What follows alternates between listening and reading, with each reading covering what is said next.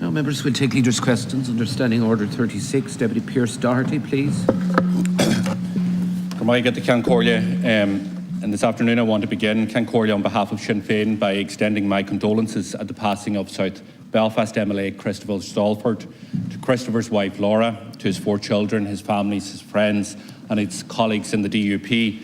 Our thoughts and prayers are with them as they grieve his loss. Alchiu and Chactin Shohatin, Shees Gamor or Frigra and Realtus, Shaw Modular Lagerkim, the Costas Maralta. Shinyirin on Nawo Gulor a Yenu, Augusta Poesti, Erlina Bachtanish, Mariala Costashi at Gardu. Children face the sharp edge of the cost of living crisis. We see a report from Bernardo showing that a quarter of families fear that they won't be able to feed their kids as the price of groceries soars. Bernardo's CEO, Suzanne Connolly, stated that families are running out earlier due to increasing costs. She says that the situation is now very serious for low and middle income families. In its scorecard published yesterday, the Children's Rights Alliance awarded the government an E grade to reflect the increasing number of children experiencing homelessness. Extortionate rents that ordinary families can't afford are a key driver, Minister, in this scandal. And the package announced by government doesn't go far enough. It barely scratches the surface. And it's not just me or Sinn Féin telling you this. It's Bernardo's, it's St Vincent de Paul, it's Social Justice Ireland, it's other organisations all saying the same thing. You could have made better choices. You could have acted as Sinn Féin proposed. You could have cut rents and banned increases, but you didn't. You could have cut childcare costs. You didn't do that. You could have expanded and extended the fuel allowance. You didn't do that either. You could have provided a cost of living cash payment to individuals. Again, you refused to do that. A one-off energy credit paid in March or April is better than nothing, but it won't make a dent when people are paying thousands to light and heat their homes. Last month, gas demand rose by 11% as temperatures dropped, Minister.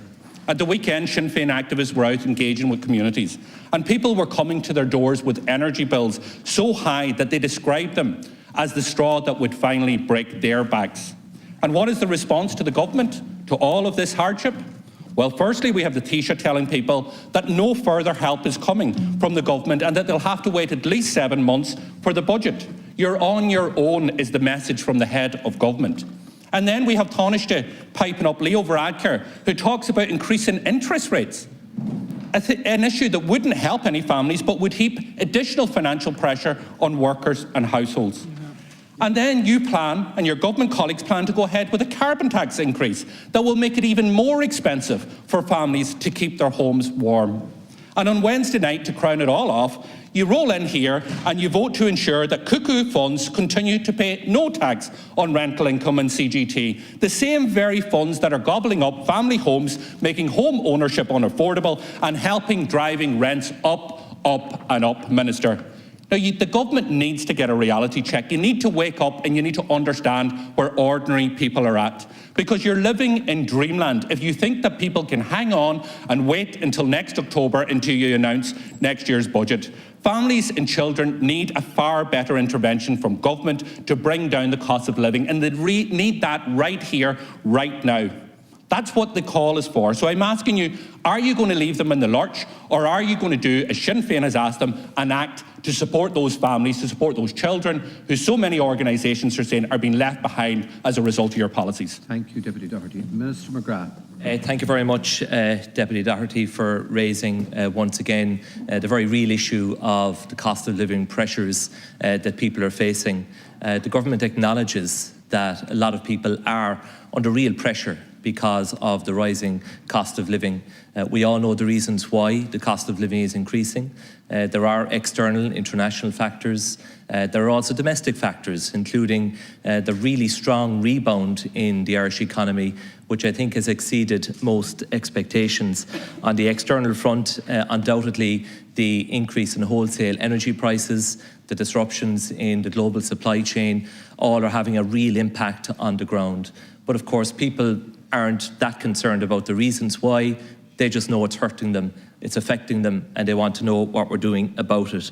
We do note that the most recent data from the CSO shows a moderation in January in relation to the harmonised index of consumer prices, down from 5.7% to 5%. We can't take too much comfort from that. It's a slight easing, and we don't know yet whether that is going to be part of an improvement in the underlying trend or whether it is a one-off. Time will tell in relation to that.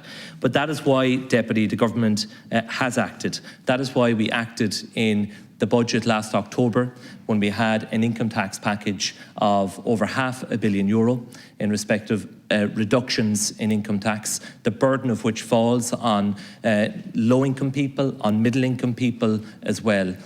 Your own proposal in respect of income tax was to increase it by €800 million in the last budget. This government reduced it by €500 million. That's 1.3 billion of a difference in our income tax proposals in the last budget alone. In addition to that, we had a social welfare package in the last budget of over €500 million, much of which was targeted at the working family payment, at the qualified child payment, for example, and at the living alone allowance. Three payments that are generally accepted as being among the most effective tools that any government has to tackle the poverty issues that are undoubtedly there. And of course, it was also coupled with increases in the core rates.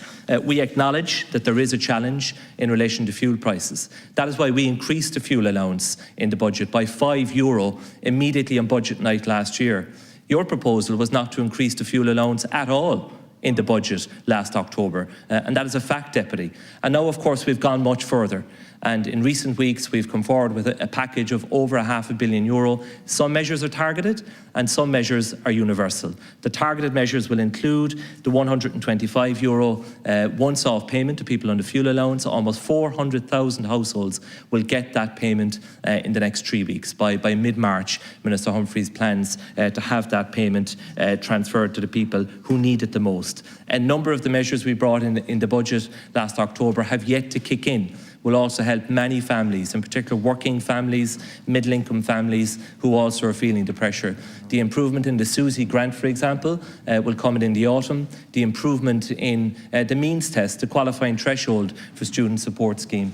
The extension of the universal childcare subsidy in relation to older children will also kick in the autumn of this year. The parents' benefit, the extension by 2 weeks of the parents' benefit will kick in July, and in addition, a number of the other social welfare measures, such as the improvement in the means test for carers, for example, will also come into effect in June. Deputy, I represent ordinary people. I get elected by ordinary people. This government represents ordinary people. We are listening to them. That is why we have responded in the best way that we can so far with a set of universal measures, but also a set of targeted measures, including those introduced outside of the annual budget. And that has just been done, as you know. Thank you, Deputy. Well, Minister, the people I speak to talk to me, if they live in this city, they say that they can't afford €2,000 rents. And they can't understand why you and your government continue to vote against rent freezes. They continue to ask me why they won't support our policy that would put a month's rent back into renters' pockets. The people I talk to talk about the fact that childcare is a second mortgage for many families and that there is a way to cut the cost of childcare. It falls in deaf ears. The people I talk to say that the social welfare package that you introduced in last year's budget doesn't even keep it up in line with inflation. What people want is real action right here, right now. And there's a suite of proposals that we put forward. Suite of proposals that could help people in terms of cost of living, direct cash payments. You refuse to do it. Ban rent increases and put money back into renters' pocket. You refuse to do it. Cut childcare costs. You refuse to do it. But yet, when it comes to last week's vote, no tax for vulture funds that are making millions of euro on charging the highest rents in the state. That is the ordinary people that you're on the side of, Minister. Because talk is cheap. Talk is cheap, but when it comes to action, you're failing to deliver for these families. And again, don't take Sinn Féin's view for it. Bernardo, St Vincent de Paul, Social Justice Ireland, one-parent family, they're all saying the same thing. So you need to understand where people are at. Thank you very much. Minister. Deputy, we do understand where people are at. And you're right, talk is cheap. You talk about fuel poverty. You introduced an alternative budget last October. You didn't increase the fuel allowance by 1 cent. Now, that is the truth, Deputy. You did that last year, October. You published your budget proposals, not a single cent of an increase in the fuel allowance. This government increased it by €5 on budget night in an unprecedented measure because we recognise the genuine difficulties that people are facing. And you talk about the carbon tax. You're being duplicitous in relation to the carbon tax, highly disingenuous. You give people the impression Sinn Féin is against the carbon tax. The only thing you're against in relation to the carbon tax is the next increase, whenever that is going to be, because you never propose to unwind the carbon tax or abolish the carbon tax. So tell people the truth. You are in favour of the carbon tax. You're only ever against the next increase, and that is typical of the cynical politics that you are pursuing in relation to prices of families. And perhaps you might tell the people that gas prices, is where the €412 million that is ring-fenced this year for fuel poverty measures, for retrofitting, for agri-environmental schemes from carbon tax receipts will come from if it's not there. Thank you very much.